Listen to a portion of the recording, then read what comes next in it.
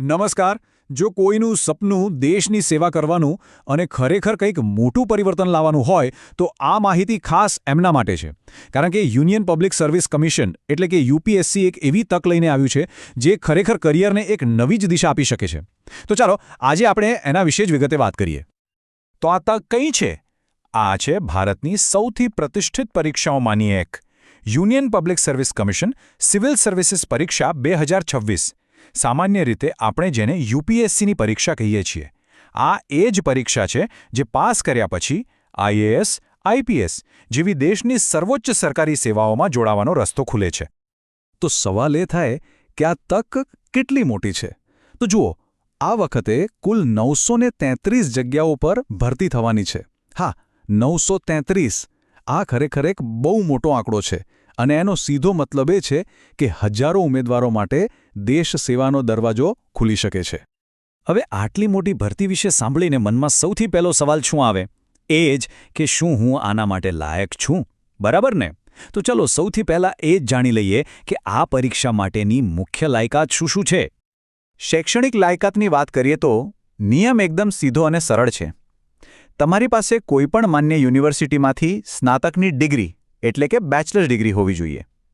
તમે કોઈપણ વિષયમાં ગ્રેજ્યુએશન કર્યું હોય એનાથી કોઈ ફરક નથી પડતો. ડિગ્રી તો ઠીક, પણ ઉંમરનું પણ ધ્યાન રાખવું પડે.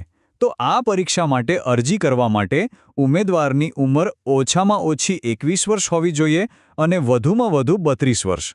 એટલે કે 21 થી 32 વર્ષની વચ્ચેની કોઈ પણ વ્યક્તિ અરજી કરી શકે છે. ઓકે, તો જો તમે શૈક્ષણિક લાયકાત અને વય મર્યાદા આ બંનેમાં ફિટ બેસતા હોય તો પછીનો સવાલ આવે છે અરજી ફીનો.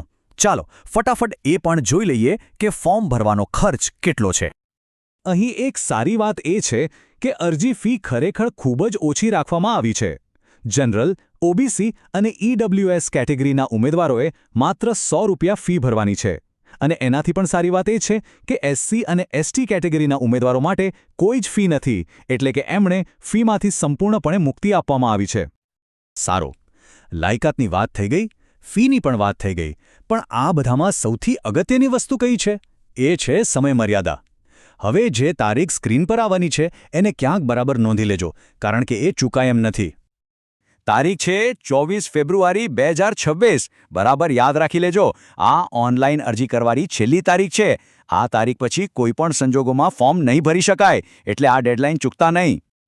હવે ઘણા લોકોને એવું લાગતું હોય છે કે ઓનલાઈન ફોર્મ ભરવાની આખી પ્રોસેસ થોડી અટપટી છે. જો તમને પણ એવું લાગતું હોય તો ચિંતા કરવાની બિલકુલ જરૂર નથી, કારણ કે આના માટે પણ મદદ ઉપલબ્ધ છે. જુઓ, મહેસાણામાં શ્રી તિરુપતિ ઓનલાઈન સેન્ટર છે જે આ અરજી પ્રક્રિયામાં તમને પૂરી મદદ કરી શકે છે. એમનું સરનામું છે મંગલમૂર્તિ કોમ્પ્લેક્સ, ગણપતિ મંદિર પાસે, ફુવારા, મહેસાણા 1.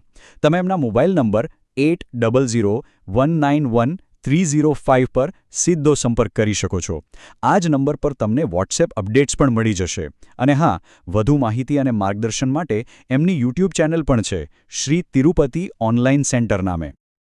તો આપણે તારીખ જોઈ, ફી વિશે જાણ્યું, લાયકાતની પણ વાત કરી. આ બધી ટેકનિકલ માહિતી પછી એક છેલ્લો અને સૌથી મોટો સવાલ મનમાં આવે છે. શું સિવિલ સર્વિસમાં જોડાવવું એ માત્ર એક સારી નોકરી મેળવવા જેવું છે, કે પછી એનાથી આગળ વધીને દેશ અને સમાજમાં કોઈ સકારાત્મક બદલાવ લાવવાનો એક રસ્તો છે? આનો જવાબ તો દરેક વ્યક્તિએ પોતાની રીતે શોધવાનો હોય છે.